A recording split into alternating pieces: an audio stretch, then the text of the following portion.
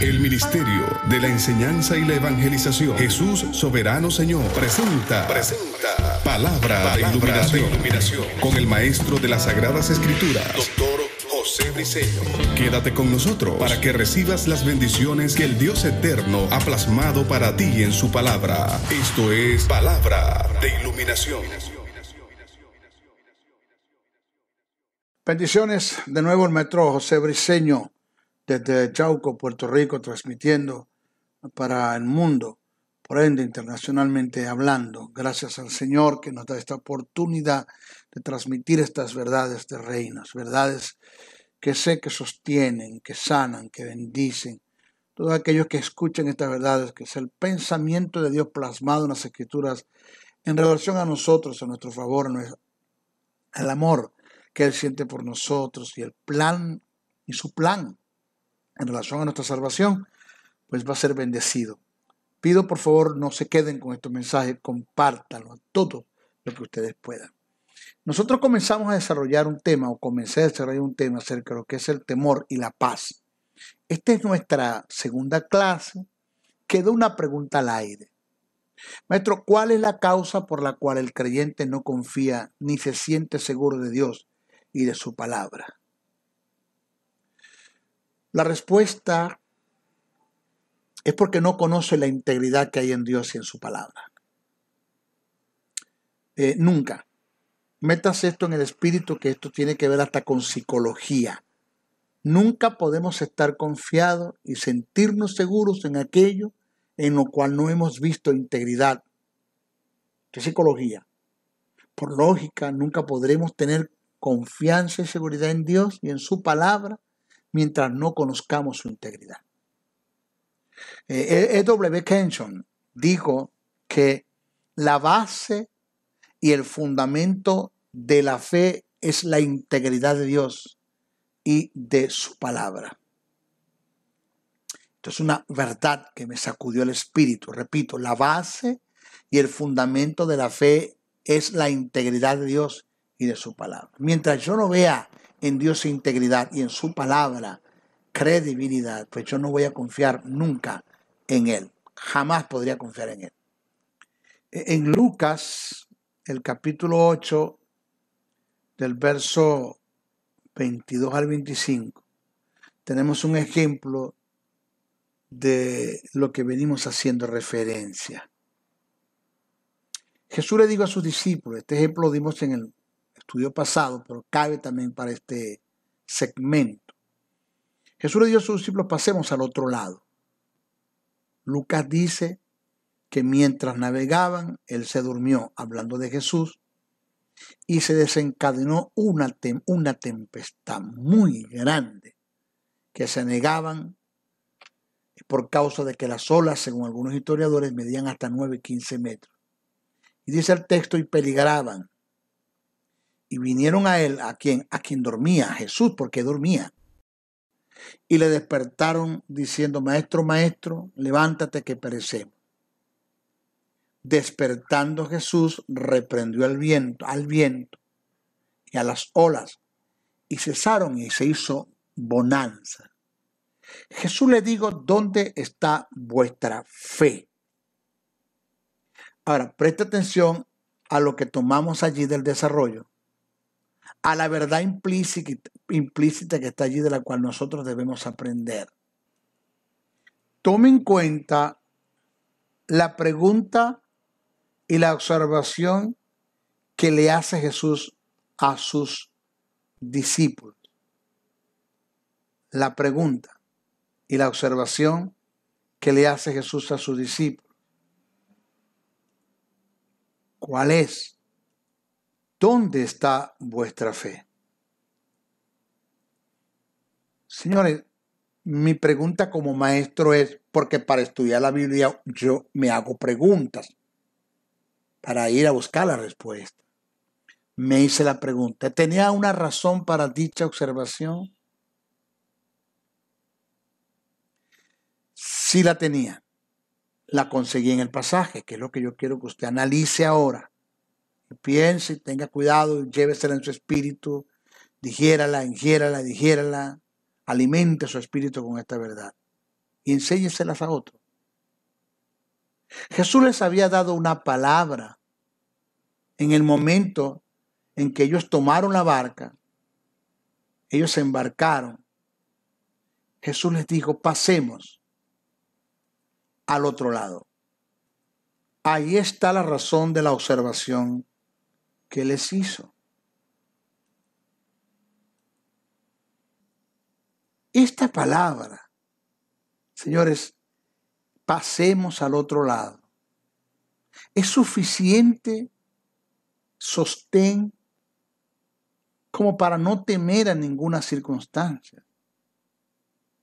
Si Jesús dijo, pasemos al otro lado, pase lo que pase, venga lo que venga, indiscutiblemente vamos a pasar al otro lado, porque Él lo dijo y Jesús no miente.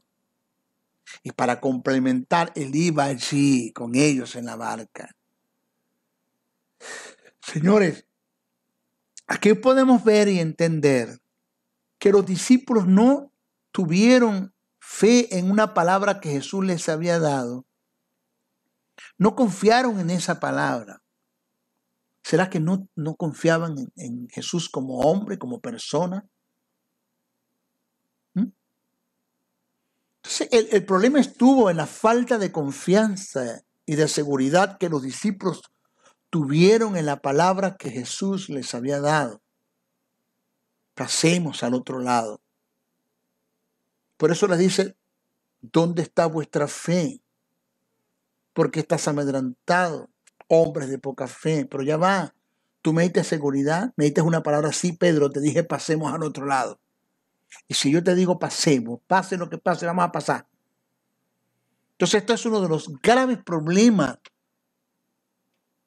en los que el creyente está sumergido, en la falta de confianza y seguridad que tienen en la palabra, por no conocer la integridad de Dios. ¿Por qué no la conocen? Porque no estudian las Escrituras, no indagan, no conocen el pensamiento de Dios, no se han dado cuenta las cosas que Dios ha hecho y es capaz de hacer a favor nuestro.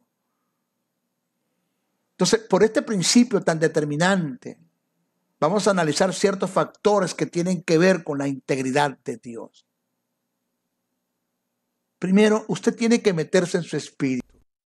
Tenemos que meternos en nuestro espíritu, en lo más profundo de nuestro ser, que Dios no miente.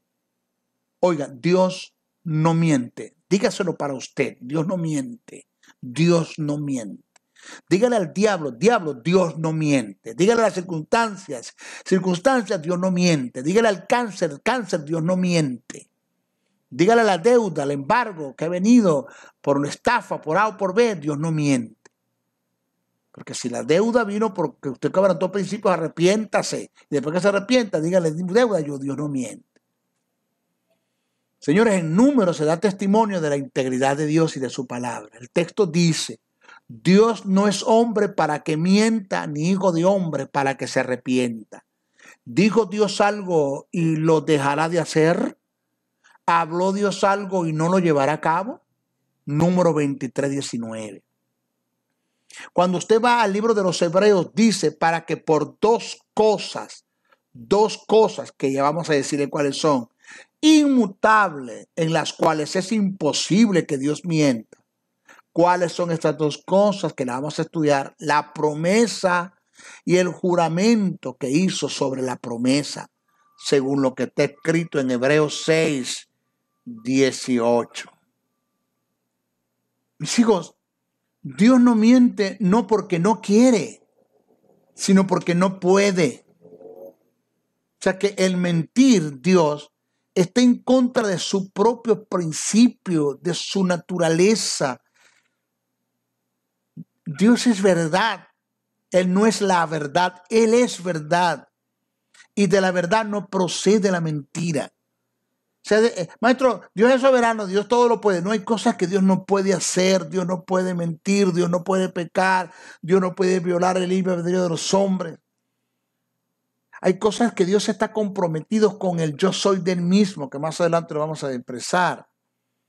Entonces Dios no miente no porque no quiere, sino porque no puede. El mentir Dios está en contra de sus principios, de su verdad intrínseca, porque Él es verdad y de la verdad no procede la mentira. Juan, la primera carta, el capítulo 2, verso 21 dice, no os he escrito como si ignorases la verdad, sino porque la conocéis y porque ninguna mentira procede de la verdad.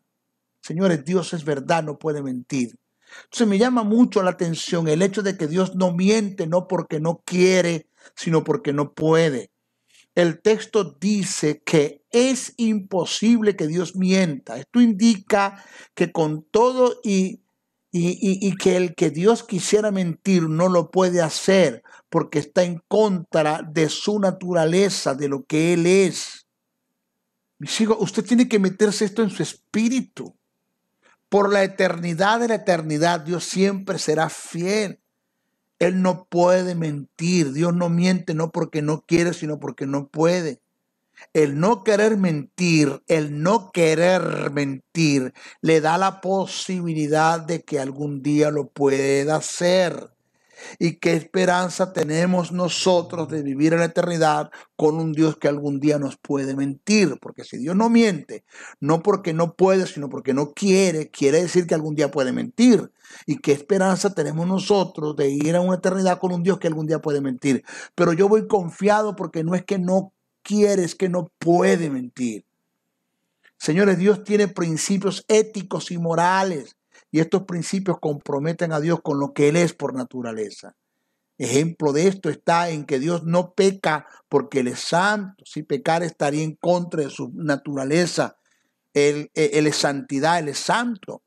Las Escrituras dicen, sino como aquel que os llamó es santo, sed también vosotros santos en toda vuestra manera de vivir, porque escrito está, sé santo porque yo soy santo. Otro ejemplo está en que Dios no odia ni tiene raíces de amargura o ningún resentimiento porque Él es amor. Si lo hiciera estaría en contra de lo que Él es. El texto dice, amados, amémonos unos a otros porque el amor es de Dios. Todo aquel que ama es nacido de Dios y conoce a Dios. El que no ama no ha nacido de Dios porque Dios es amor. Eso está en 1 de Juan, el capítulo 4, versos 7 y 8. En una de las cartas que el apóstol Pablo escribe a Timoteo, se registra lo que se denomina o se conoce como principios éticos y morales. Principios que tienen que ver con la ética y la moral de Dios. El texto dice, si fuéramos infieles, Él permanece fiel. Él no puede negarse a sí mismo. El no poder negarse a sí mismo tiene que ver con los principios éticos y morales en Dios que lo comprometen a Él con lo que Él es por naturaleza. Entonces, si Dios quebranta este principio, dejaría de ser Dios, ya que se estaría negando a sí mismo. Segunda causa por la cual yo debo confiar en Dios y en su palabra, es que Dios respalda su palabra y no la pasa por alto. Dios por sobre todas las cosas respalda su palabra y no la pasa por alto. Jeremías da testimonio de esta verdad. El texto dice, cito, y me dijo Jehová, bien has visto y eres testigo, porque yo apresuro mi palabra para ponerla por obra. Eso está en Jeremías, el capítulo 1, verso 12 en adelante. El verbo apresurar que aparece en el pasaje tiene que ver con el estar atento, en vigilancia, como una atalaya. El texto, simplificándolo, dice, y me dijo Jehová, bien has visto, porque yo estoy como una atalaya vigilando y pendiente para que mi palabra se cumpla, se ponga por obra. Jesús da testimonio de esta verdad, da testimonio de la veracidad de Dios.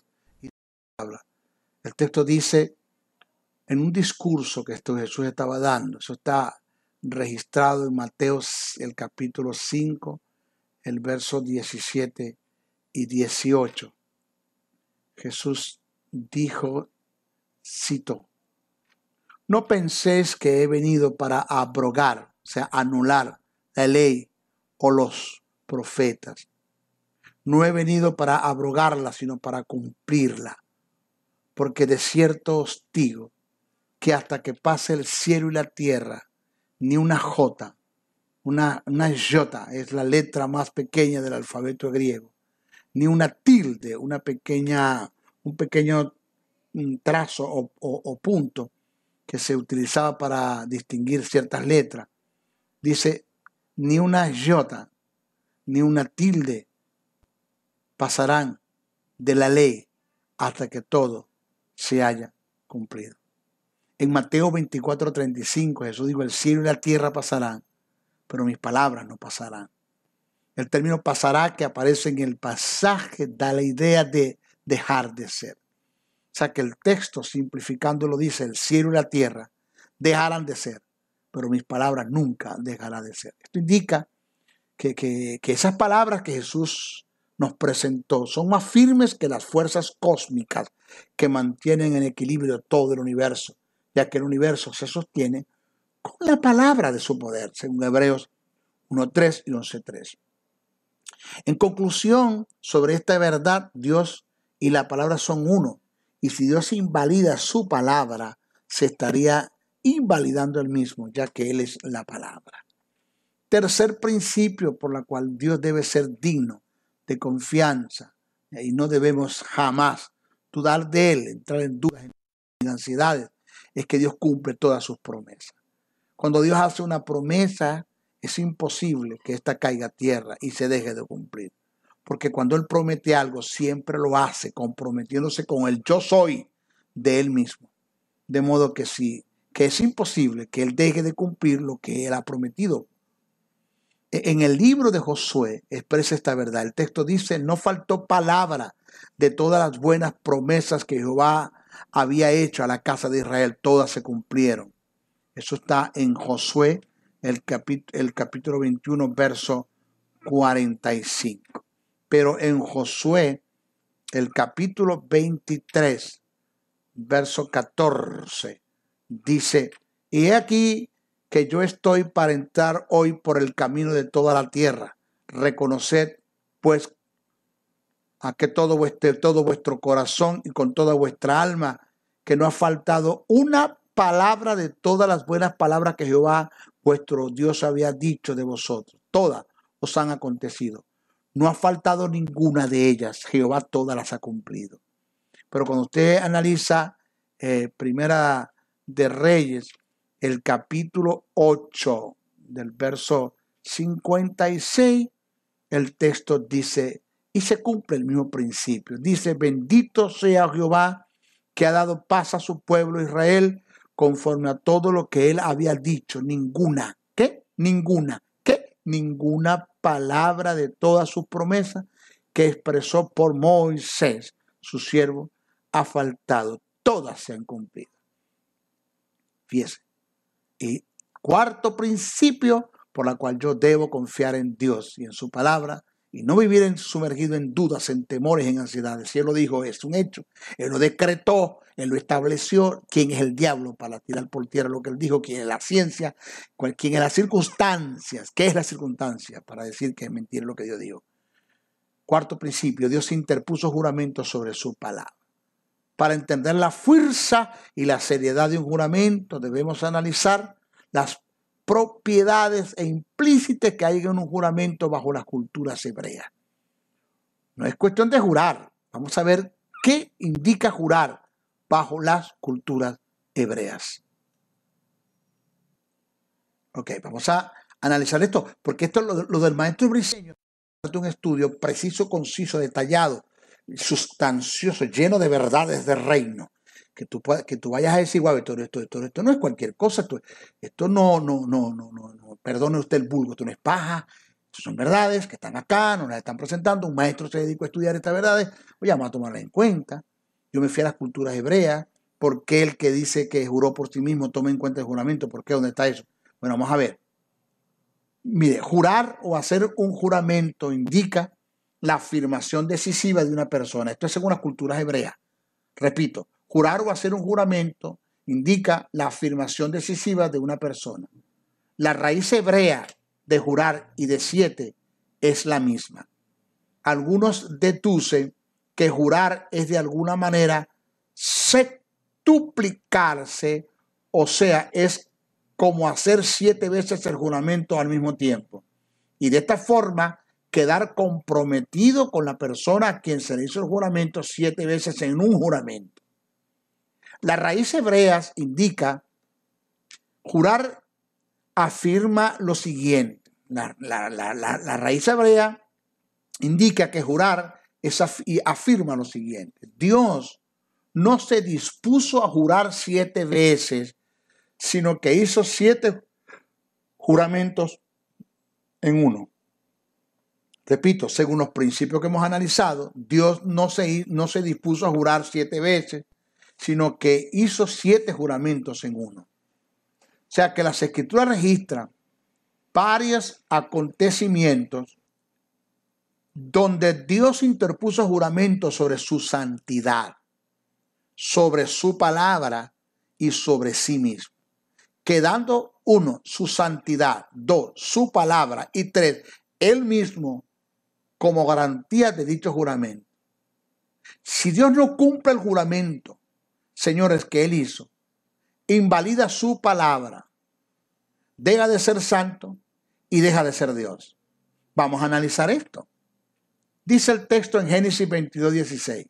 Y dijo, por mí mismo he jurado, dice Jehová, que por cuanto has hecho y no me has rehusado tú mismo, tu único hijo, de cierto te bendeciré y multiplicaré tu descendencia. ¿Por quién? Por mí mismo he jurado. Éxodo 6:8 dice, y os meteré en la tierra por la cual alcé mis manos jurando, que la daría a Abraham, a Isaac y a Jacob, y yo os la daré por heredad, dice Jehová, Rey de los ejércitos. Pero en Nehemías, el capítulo 9, verso 15, dice, le diste pan del cielo en su hambre y en su sed les sacaste agua de la peña y le dijiste que entrasen y le dijiste que entrasen a poseer la tierra por la cual alzaste tus manos y juraste que se las daría. Wow, wow. Pero el Salmo 89:35 dice, una vez he jurado por mi santidad y no mentiré a David. Cuando nosotros analizamos el libro de los Hebreos, el capítulo 6, verso del 13 al 18, es cuando vamos a entender esto que acabamos de leer. Dice, por cuanto Dios hizo la promesa a Abraham, no pudiendo jurar por otro mayor, juró por sí mismo, diciéndote, de cierto te bendeciré con abundancia y te multiplicaré grandemente, y habiendo esperado con paciencia, alcanzó la promesa, porque los hombres ciertamente juran por uno mayor que ellos, y para ellos el fin de toda controversia es el juramento para confirmación.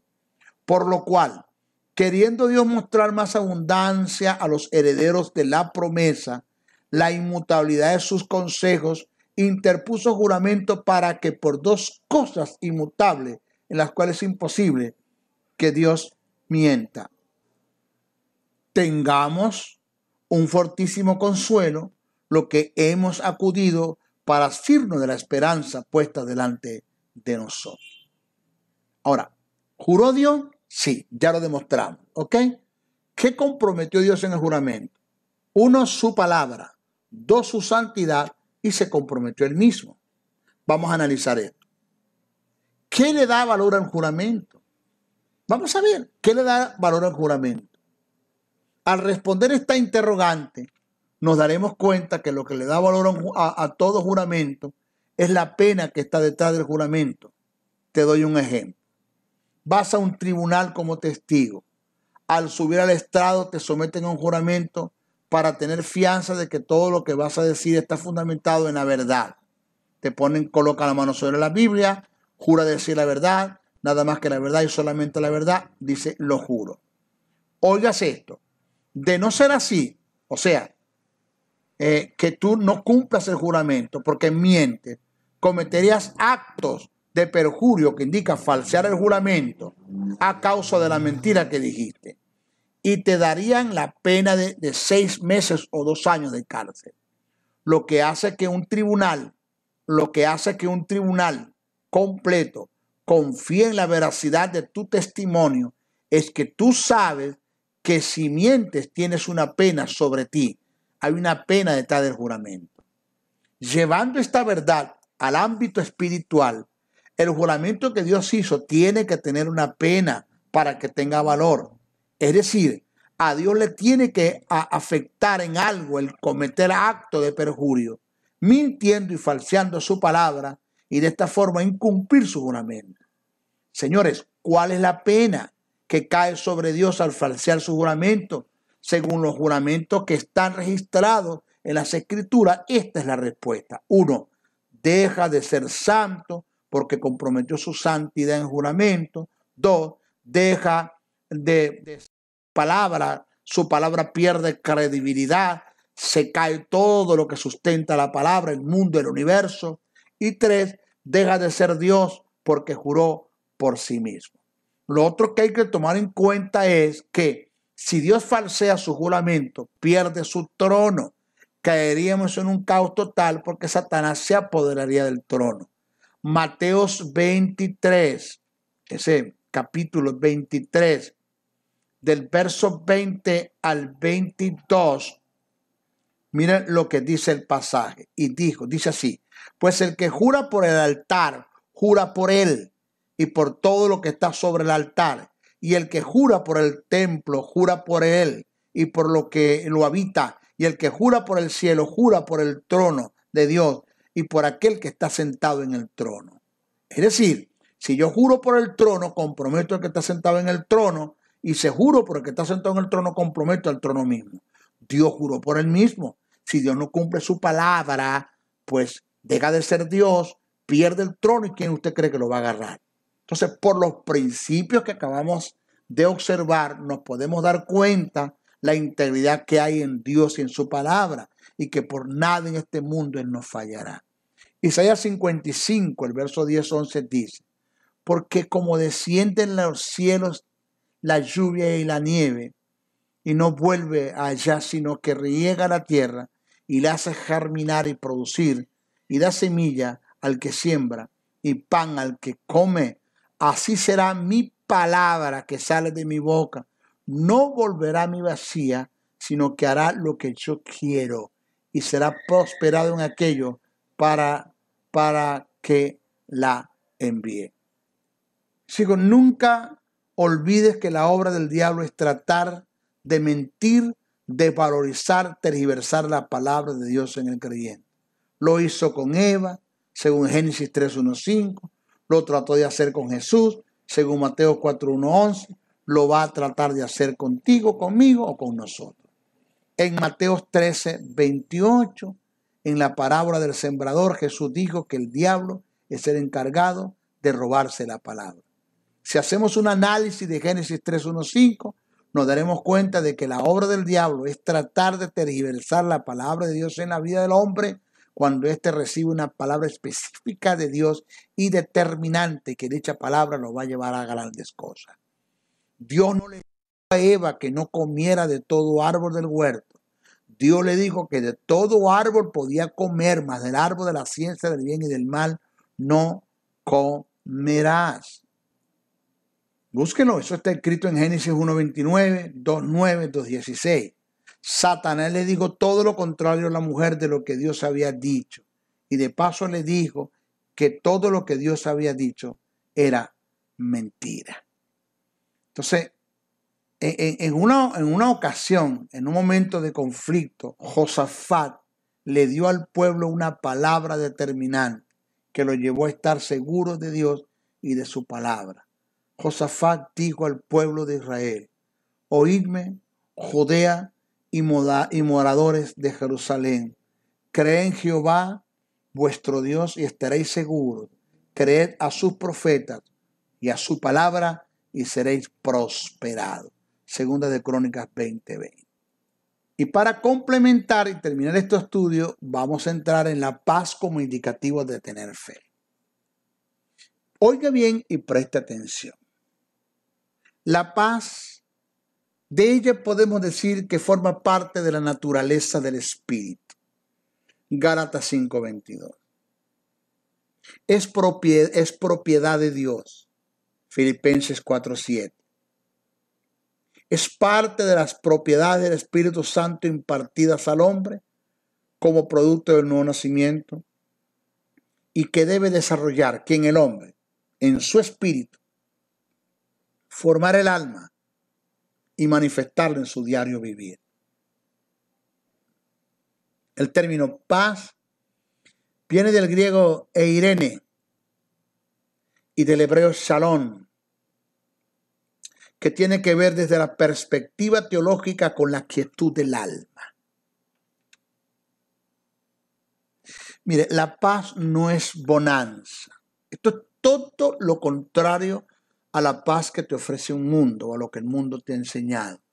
Por eso es que el término paz viene del griego eirene y del hebreo shalom, que tiene que ver desde la perspectiva teológica con la quietud del alma, no psicológicamente hablando, no según la ciencia, sino según la teología, tiene que ver con la quietud del alma. La paz no es bonanza. Oiga, aquí vamos a entrar en las verdades del reino, en el pensamiento de Dios, en lo que la iglesia no ha entendido, en que el creyente no ha entendido. La paz no es bonanza. La bonanza viene como producto de tener paz, según Juan 16:33. La paz es endógena. La bonanza es exógena. La paz es interna, la bonanza es externa. Los prerequisitos de la paz no son libertad de las necesidades, del dolor físico. La paz es un descansar en Dios en medio de las más grandes adversidades. La paz que ofrece el mundo está en total contraste a la paz de Dios. El mundo adquiere su paz producto de la bonanza. Es decir, si hay bonanza, hay paz.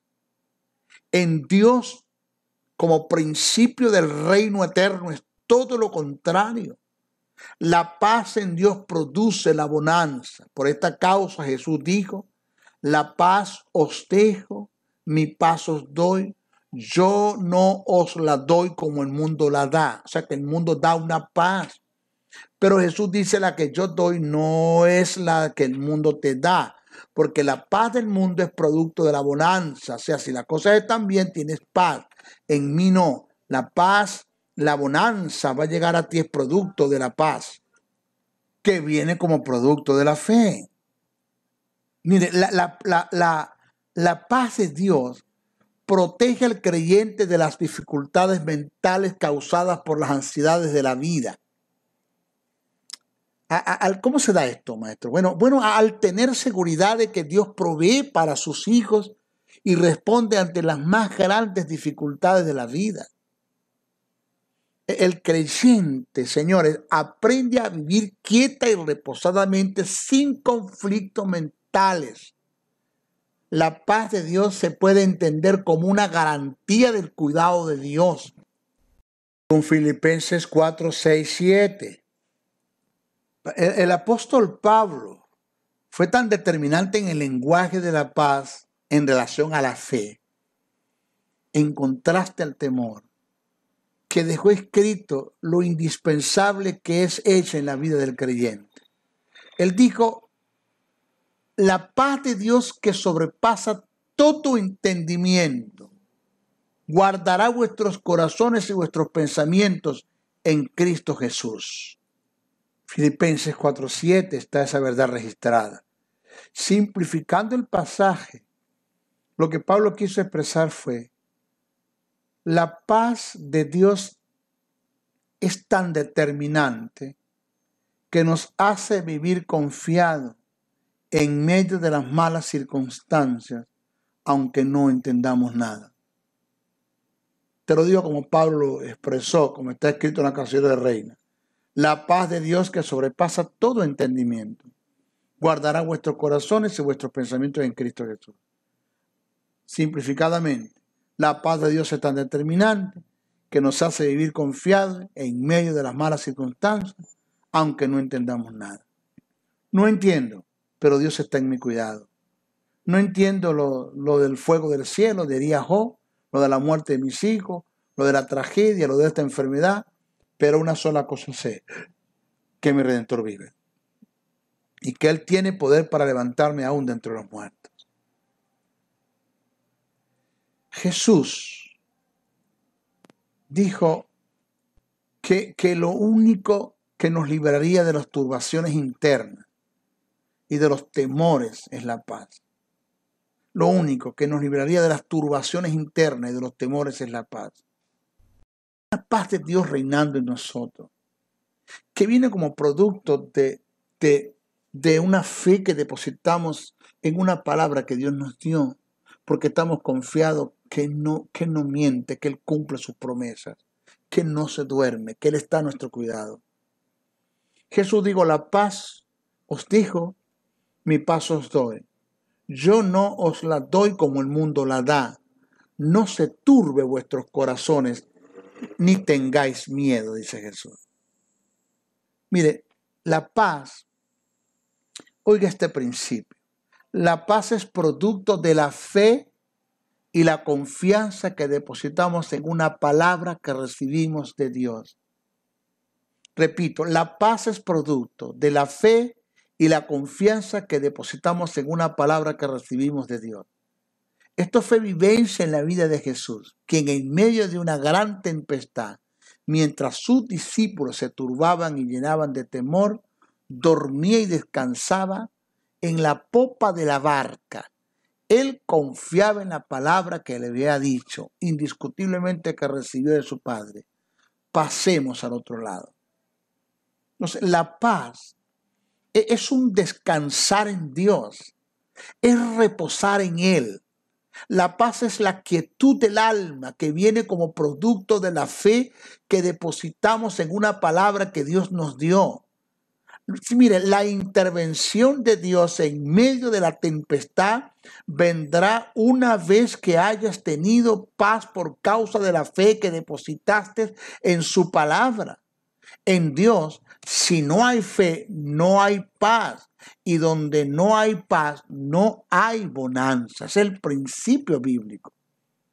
Señores, repito, en Dios, si no hay fe, no hay paz.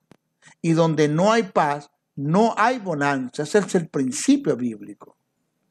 Mire, Dios a los hebreos les instituyó el sábado como día de reposo. Señores, al creyente le invita a entrar todos los días en su reposo. No un día, todos los días en su reposo. No es guardar un día de reposo, es entrar todos los días en su reposo. Jesús dijo, venid a mí, todos los que estén trabajados y cargados, que yo los acabo de rematar. No dice así, dice que yo los haré descansar. Eso está en Mateos 11:28. Mis hijos, por experiencia lo digo, bíblicamente está escrito, entrar en el reposo de Dios por la fe en sus bendiciones y promesas nos lleva a vivir una vida en una paz completa y absoluta que traerá como resultado a las respuestas de Dios un gozo inefable, cuyo gozo nos fortalecerá para enfrentar las aflicciones venideras en fe. Es un ciclo que no se debe detener.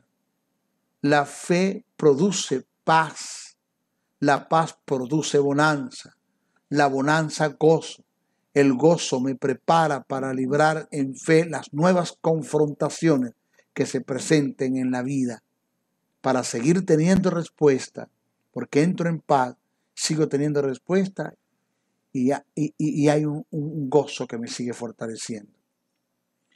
El apóstol Pablo, un hombre al cual admiro bastante en sus escritos, con el cual he aprendido mucho, qué vaso, qué instrumento. Cuando llegue al regazo de mi Padre en el cielo, después de hablar con Jesús y abrazarlo, quiero hablar con Pablo. Quiero decirle a Jesús, llévame a conocer a Pablo. Porque qué inspiración después de Jesús me inspira a este hombre. Entre otros, pero Pablo. Pablo dice, y el Dios de esperanza os llene de todo gozo, ahí está, y paz, ahí está, en la fe. Tienes fe, entras en paz. Ves el cumplimiento de la palabra de Dios en tu vida, eso te produce gozo. Para seguir teniendo fe, para confrontar otras situaciones que vienen difíciles de la vida, aún más fuertes, para seguir teniendo paz, para seguir teniendo gozo. Es un ciclo. Y el Dios de esperanza os llene de todo gozo y paz en la fe, para que abundéis en esperanza por el poder del Espíritu Santo. Romanos 15:3. Pero el Salmo 28:7 dice, Jehová es mi fortaleza y mi escudo. En él confió mi corazón y fui ayudado, por lo que se gozó mi corazón y conmigo le alabaré. Nehemías 8:7 dice, el gozo del Señor es nuestra fuerza, es nuestra fortaleza. Mis hijos, la paz viene como resultado de conocer el amor de Dios a favor nuestro, y esto lo describe el apóstol Juan en su carta. Nosotros depositamos nuestra fe en lo que las Escrituras dicen a causa del amor de Dios a favor nuestro, y eso nos va a conducir a paz.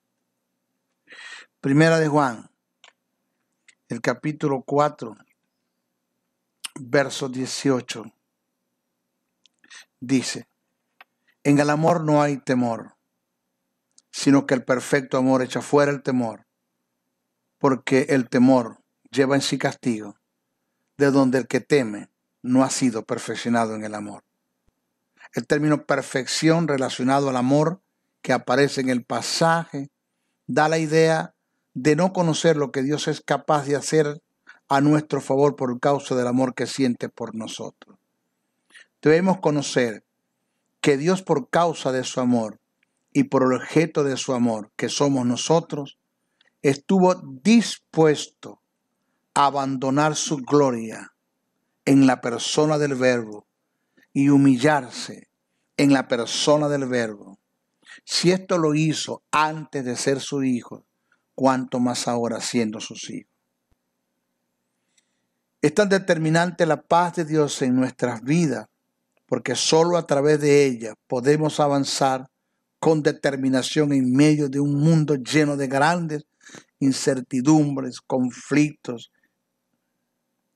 inseguridad, dudas, desasosiegos, angustias, temores.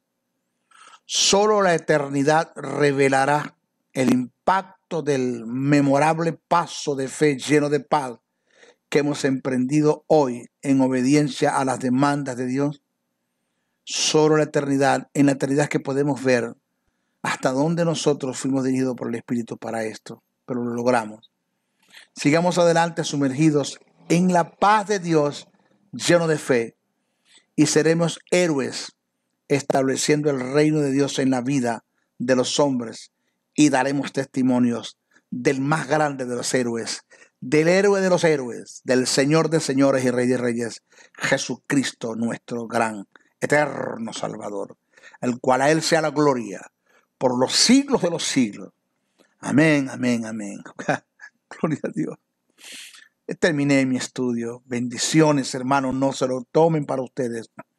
Impártanlo, denlo a conocer. Bendiciones, bendiciones, bendiciones. El Ministerio de la Enseñanza y la Evangelización, Jesús Soberano Señor, presentó Palabra de Iluminación. Te invitamos a un nuevo espacio de corte similar por nuestros diferentes medios de comunicación. Contáctanos en los Estados Unidos al WhatsApp +01 786 604 3352 y a los correos jocn77briceno@gmail.com y a maestrojosebriceno.blogspot.com. Bendiciones.